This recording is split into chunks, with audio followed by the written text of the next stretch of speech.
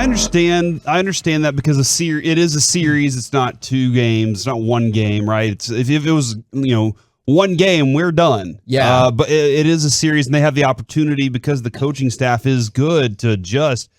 I'm a little more panicked now than I thought I was going to be about this. And I want to be patient with this, but the level of athleticism and what appears to be fluidity of their offense and their buy-in on the defensive end, Golden State looks really, really good. Kevin, I don't know how many reallys you want me to drop here, but I could tell. Lots of reallys. You're convicted. 3 reallys is big time. Okay, all right. So really, really, really good is kind of how I feel about what Golden State, because they understand what they're trying to accomplish. They got to, they give a good vision on what they want to do to Luka. They've already started that. I agree with the fact that Jason Kidd, Sean Sweeney, his entire group, Nico named everybody off the other day and told us exactly all the good qualities of what they're doing. I'm there. But now I am a little concerned with kind of looking back now. Utah was a fractured team already that you just kind of you exposed a little bit. Phoenix started to become frayed as you did it. Like you were the reason that they became that way, but they started to kind of fall apart. And I don't know, Golden State's, they're going to have resiliency the entire time, and they're smart enough, having been through this experience, they're also smart enough to continue making these types of adjustments along with you.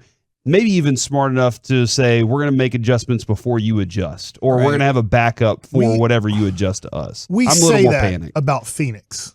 Oh, we knew that.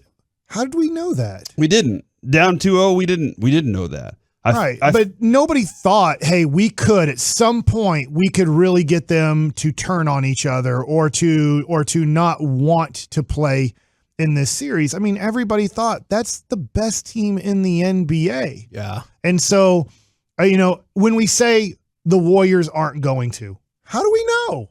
How do we know that they're not going to start looking at the young guys on their team or the guys that haven't been in the battle with them, and Draymond doesn't start yelling and trying to fight his own teammates? I'm not saying it is going to happen, but we don't know how this is going to go. We don't know if all of a sudden Luka's going to lose it and start yelling at Jason Kidd about not reviewing one of his foul calls that didn't go his way. I feel like this whole thing of, we had an idea that Phoenix was going to do that they were going to collapse upon themselves, especially after winning Game 5 by 5 million points against us. I don't think anybody saw Game 6 and Game 7 happening the way it happened. In fact, I remember Dawson saying that teams that win by 30 points or more in Game 5s when a series is tied at 2 are 10-0 in winning the series. Wow. When you destroy a team in Game 5 like they did, no team has ever lost a series after what Phoenix did to Dallas. Yet then Dallas came back and won Game 6 and 7, and it's never happened in the history of the NBA in a situation like that. So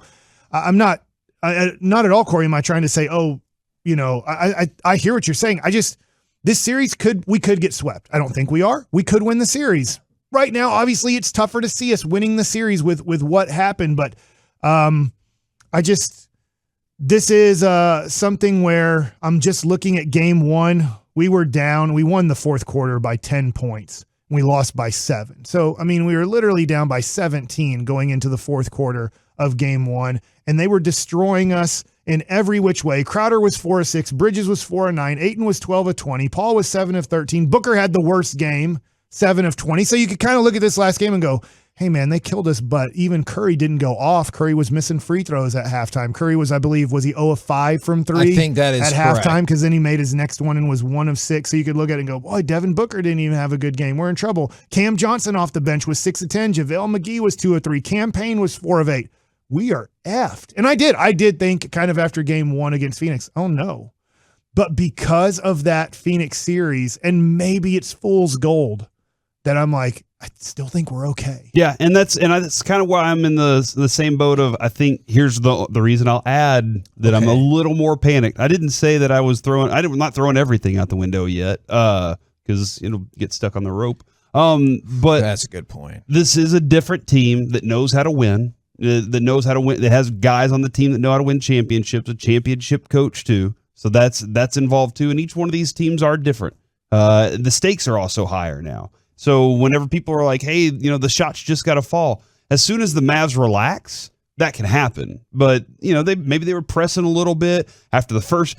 How many times did Reggie Bullock's shot go into the basket and then say, I'm 3/4 of the way down? Not anymore. I'm out. Like that was frustrating too, that the ball was in the basket, hitting net, and then jumping out. So when they relax, then I'll probably feel a little more comfortable that we're okay. Now it's a series. But right now I am looking at it going, we have a lot more adjustments than just this and this. I don't think it's just a couple small tweaks. There's some other things that I think that the Mavericks have to really get going quickly in order. Now, maybe it is just coming back to Dallas, having, been away from home because they didn't come back to Dallas, did they? They went straight to San Francisco. Yeah. Maybe it is just coming back home, getting a little rest. Kenny Smith talked about that last night. Yeah. He said, I watched it this morning, but he said that, it's a little bit weird game one when you win a series on the road and then you don't go back home. It feels more like a road trip. Yeah. Because now you're not playing the same team. You're traveling to another city, playing another team. So it kind of has a weird feeling of that game one. Doesn't feel like you're in a series. It almost feels like you're back into like a road trip during the season. They just got to grip it and rip it. Like John Daly would? Yeah. Is it a golf reference? There you go. So skull pants. I thought this was encouraging because Kidd was talking about Luka's inefficient game one versus the Warriors, like box and one, zone, full court, everything. Quote, he understands what they're trying to do and he'll be better. And that is one of the things is you have seen this team and their ability to adjust. And I'm really encouraged by that. Like, not only because you came back in the Phoenix series, but like you showed like specific adjustments and improvements that you made that I believe you'll see in game 2, 3, etc. And I do think Luka has a similar brain to LeBron James. I get their game isn't different, and I'm going to compare. Sorry, Twitter. But I remember listening to Caron Butler and Brendan Haywood, and I think it was Sean Marion, and they were talking about the championship. And they're playing LeBron James. And they had changed their defensive style on LeBron James rather than the way the Chicago Bulls played him, and that was play off of him, dare him to shoot. And it didn't work because then he would get going downhill. And they said, let's push him a little bit harder at half court. Let's pick him up closer to half court so he doesn't get a running start at us, because him getting a running start against the Chicago Bulls ended up not working out. Yeah. And Jason Kidd told his team, like after game 5, we need to win this now before he figures this out. Okay? Now, I'm not saying, because Miami was somewhat the better team. I mean, let's be honest. Like, talent-wise, they were better, but the Mavericks won the championship, so they're the champion. I'm not saying the Mavericks are better than Golden State. Talent-wise, I agree. When you start going head-to-head, besides Luka, like, then they run kind of, I think you talked about this in the Utah series or maybe even the Phoenix series of like, once you get to players 2, 3, 4, and possibly even 5, you're in trouble, because then you go player 1 is Luka if you want to go that way. Then it's Curry. Then it's probably Draymond. Then it's probably Klay Thompson. Then it might even be Jordan Poole. Then it might be Jalen Brunson. So you get to the 6th best player in the series might be the Mavs' 2nd best player. So we need to, kind of maybe talk about that a little bit. But when you look at this, LeBron didn't figure that one out. Okay. But Jason Kidd even said to his team, we got to kind of win game 6, because if he figures this out, what's our next move? Like, it was almost like Jason Kidd saying, I don't know if we have another move if LeBron figures out the way that we're pressing him once he gets the ball, on the 3-point line. We're not letting him get a running start, and he'll figure it out. He's smart enough and good enough to figure it out. Hopefully we have, enough lack of time, I guess. I should change it to lack of time. Right. Is like, Luka's going to figure this out. But if he doesn't, he doesn't. But I mean, I think that probably Steve Kerr and them are going, hey, we have a defense that worked in game 1. Do we deploy the same defense? Do we mix it up a little bit more? Because we know that Luka's going to figure us out, or we have a belief that he's smart enough to figure us out. And I think as Mavs fans, we believe he'll figure this out. Will it lead to wins and a series win? I don't know, but I think he'll figure out this defense.